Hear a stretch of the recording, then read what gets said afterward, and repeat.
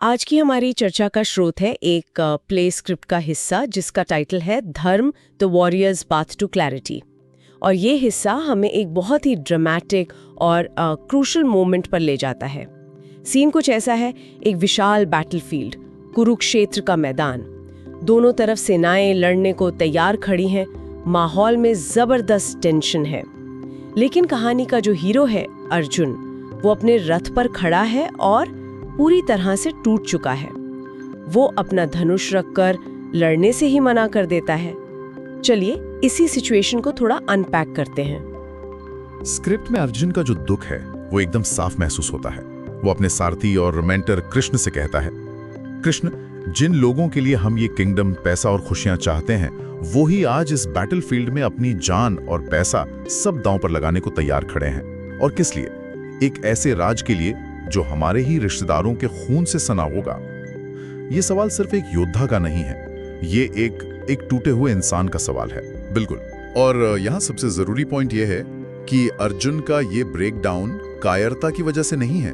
वो लड़ाई से डर नहीं रहा है। उसका कॉन्फ्लिक्ट वो इमोशनल और मॉरल है।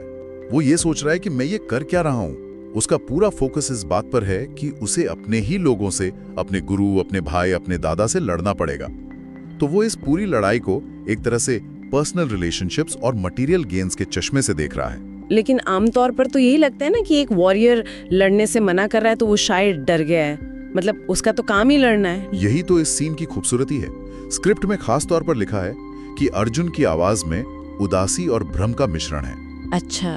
ये दिखाता है कि वो एक वॉरियर की तरह नहीं, एक इंसान की तरह सोच रहा है। वो उन लोगों को देख रहा है जिनकी उसने हमेशा रक्षा की है और अब उसे उन्हीं पर तीर चलाना है। ये एक इम्पॉसिबल चॉइस है। हाँ। यहाँ डर नहीं है, बल्कि एक गहरा कंफ्यूजन और दुख है। वो एसेंशियली ये कह रहा है कि अगर जीत की कीमत अपने ही लोगों की जान है, तो ऐसी जीत का फायदा क्या?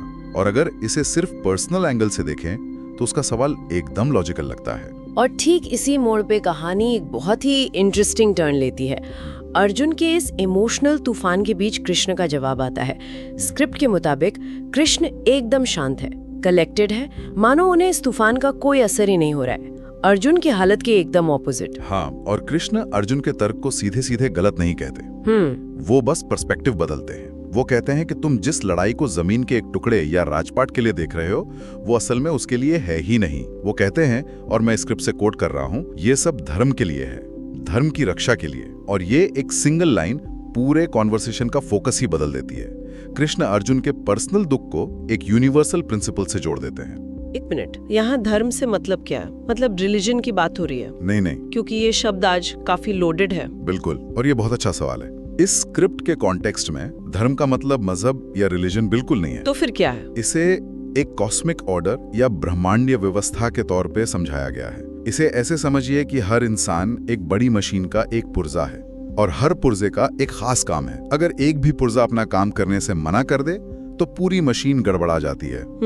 कृष्ण यही कह रहे हैं कि अर्जुन, तुम इस कॉस्मिक सिस्टम में एक बहुत जरूरी पुर्जे हो, एक योद्धा हो, और इस वक्त तुम्हारा काम, तुम्हारा धर्म इस व्यवस्था को बचाने के लिए लड़ना है जो अधर्म की वजह से बिगड़ रही है। ये पर्सनल गेन या लॉस से बहुत ऊपर की बात है। पर क्या ये एक तरह का खतरनाक तर्क नहीं है? धर्म के नाम पर तो इतिहास में बहुत गलत काम देखने को मिले। बिल्कुल सही पॉइंट उठा रहे हैं आप। हुए हैं तो कोई कैसे तय करेगा कि उसका धर्म क्या है और क्या वो सही है? ये तो किसी को भी कुछ भी करने का लाइसेंस दे सकता है। हाँ, और ये इस दर्शन का सबसे बड़ा चैलेंज भी है। स्क्रिप्ट में कृष्ण का जवाब यह है कि धर्म कोई पर्सनल ओपिनियन नहीं है। ये एक ऑब्जेक्टिव ट्रूथ है, जो सही है, जो न्यायपूर्ण है, जो बैलेंस बनाए रखता है। अर्जुन का धर्म एक क्षत्रिय या योद्धा के तौर पर समाज की रक्षा करना है, और जब समाज पर अधर्म हावी हो रहा हो तो उसे हटाना उसका कर्तव्य बन जाता है। ठीक है। लेकिन हाँ, असल दुनिया में यह तय करना कि सही क्या है बहुत मुश्किल हो सकता है। पर यहाँ कृष्ण अर्जुन को उसके पर्सनल कंफ्यूजन से निकालकर एक बड़ी ऑब्जेक्टिव रियलिटी दिखाना चाहते हैं। वो कह रहे हैं कि ये तुम्हारे बारे में है ही नहीं, ये पूरी व्यवस्था के बारे में है। ठीक है, तो कृष्ण ने धर्म का ये बड़ा आइडिया सामने रख दिया, पर क्या अर्जुन जैसा इंसान जो अपने परिवार वालों को मरने मारने के लिए सामने खड़ा देख रहा है, वो इतनी आसानी से इस फिलॉसफी को मान लेगा? उसके मन में तो अभी भी वही सवाल होगा, लेकिन ये तो मेरे अपने हैं। बिल्कुल, और वो मानता भी नहीं है। यही इस कॉन्वर्सेशन को इतना रियल बनाता है। अर्जुन फिर से वही सवाल पूछता है, लेकिन कृष्ण, मैं उनके खिलाफ कैसे लड़ सकता हूँ? ये वही लोग हैं जिनसे मैं प्यार करता हूँ। ये दिखाता है कि फिलोसॉफिकल आर्ग्यूमेंट सुनना एक बात है और उन्हें इमोशनल लेवल पे एक्सेप्ट करना बिल्कुल दूसरी।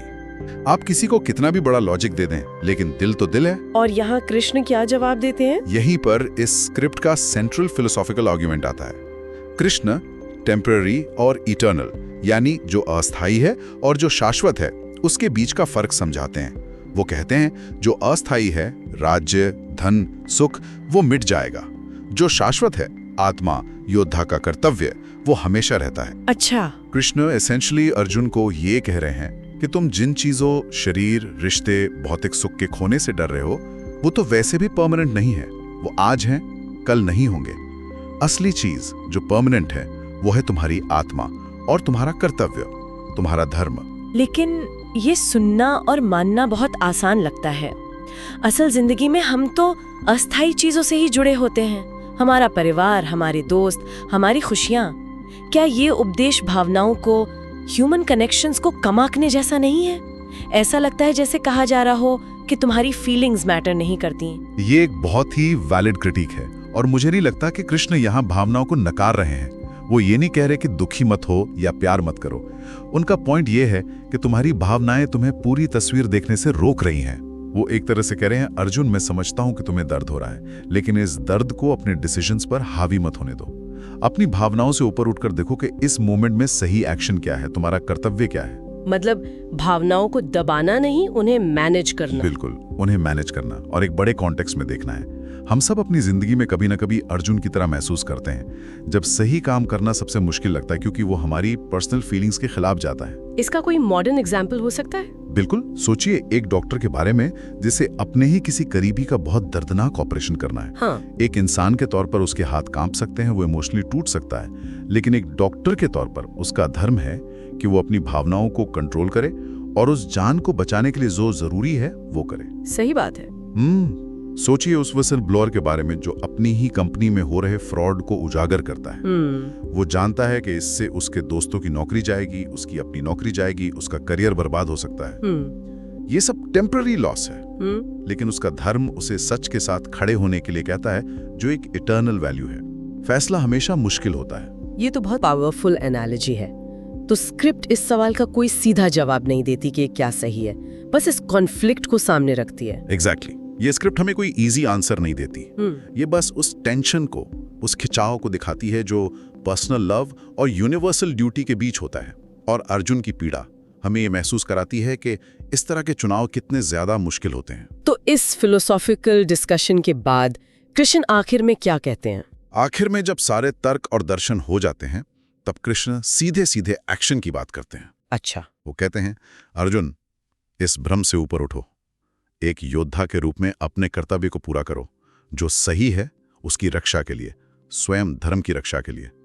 अब कोई डिबेट नहीं, कोई फिलॉसफी नहीं, सिर्फ एक कॉल टू एक्शन है।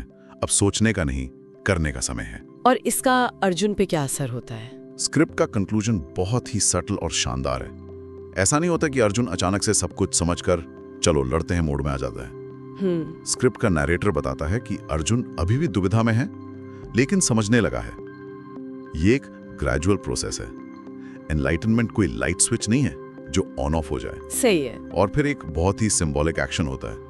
अर्जुन की पकड़ अपने गांडीव धनुष पर मजबूत हो जाती है। अच्छा। ये एक छोटी सी फिजिकल डिटेल है, लेकिन ये एक बहुत बड़े इंटरनल शिफ्ट को दिखाती है। मतलब असली लड़ाई बाहर नहीं, अपने अंदर है।